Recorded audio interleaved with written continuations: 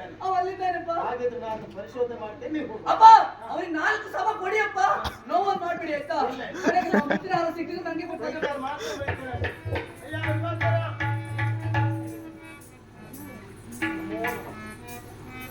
ವಿಶ್ರಾಂತಿ ಎಲ್ಲ ಒಳ್ಳೆ ರೀತಿ ಆಯ್ತು. ಏನು ಬೇಸರ ಆಗ್ಲಿಲ್ಲ. ನೇರ ವಿಷಯಕ್ಕೆ ಬರ್ತೇನೆ. ಮತ್ತೆಂತಲ್ಲ, ಇದೆಲ್ಲ ಬಿಡು.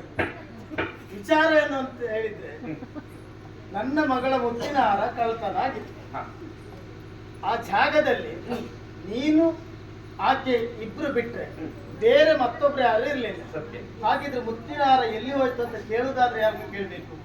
ನಿನ್ನನ್ನೇ ಕೇಳ್ಬೇಕಲ್ವಾ? ಹಾಗಂತ ಕೇಳ್ತಾ ಇದ್ದೇನೆ. ಏನಾಯ್ತಯ್ಯ?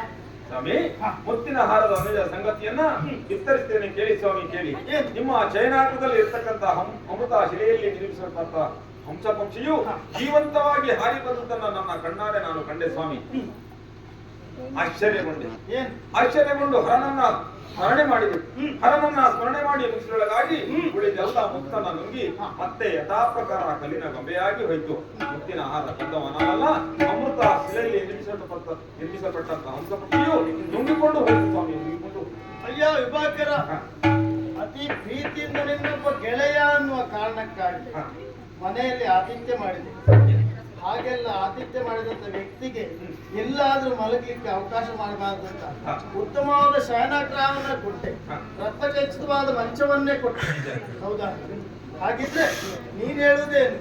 ಅಮೃತ ಶಿಲೆಯಲ್ಲಿ ಕೆತ್ತಲ್ಪಟ್ಟ ಹಂಸಪಕ್ಷಿ ಒಂದು ಜೀವಂತವಾಗಿ ಬಂದು ಹಾರಿ ಬಂದು ಮಗಳ ಮುತ್ತಿನ ಹಾರವನ್ನ ಕೊಕ್ಕಿನಲ್ಲಿ ಸಿಕ್ಕಿಸಿದಂತ ಮುತ್ತಿನ ಹಾರವನ್ನ ಒಂದೊಂದೇ ಮಣಿಯನ್ನು ನುಂಗಿತ್ತು ಅನ್ನುವ ಹಾಗೆ ಹೇಳುವಂಥದ್ದು.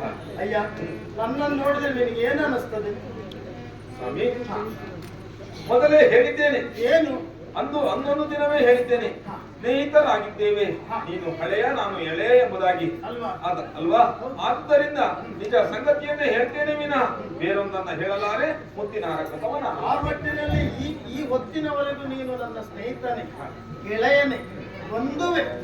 ಆದರೆ ಮುತ್ತಿನ ಹಾರದ ವಿಚಾರ ಅಂತ ಬಂದ್ರೆ ಮತ್ತೊಬ್ಬರು ಯಾರು ಇರ್ಲಿಲ್ಲ. ಹಾಗಂತ ಕಲ್ಲಿನ ಹಂಸಪಕ್ಷಿ ನುಂಗಿತ್ತು ಅಂತಾದ್ರೆ ನಂಬಲಿಕ್ಕೆ ನಾನು ಮೂಡ ಅಲ್ಲ. ನೋಡು ವಿಭಾಕರ.